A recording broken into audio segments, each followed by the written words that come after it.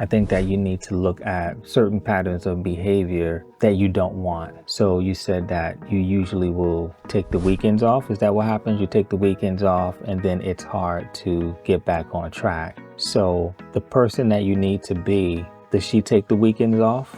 So you already know that she doesn't take the weekends off. So you also know that at some point, in order to become her, you can't take the weekends off, right? So what has to change in you so that you no longer take the weekends off? How does that look differently?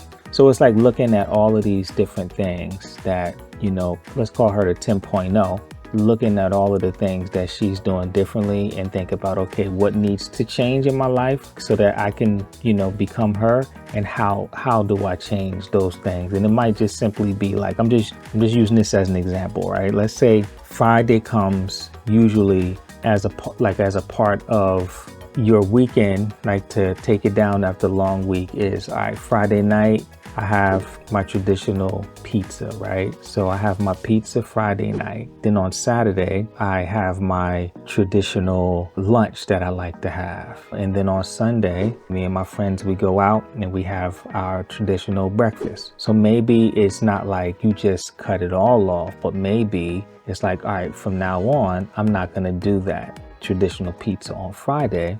I'm going to have this, which is in alignment of what I actually can do. So you're not changing the whole weekend, you're changing a pattern, which is that Friday. And that's already a huge victory because you're doing something that 10.0 version of yourself would do on a Friday. So maybe it starts there.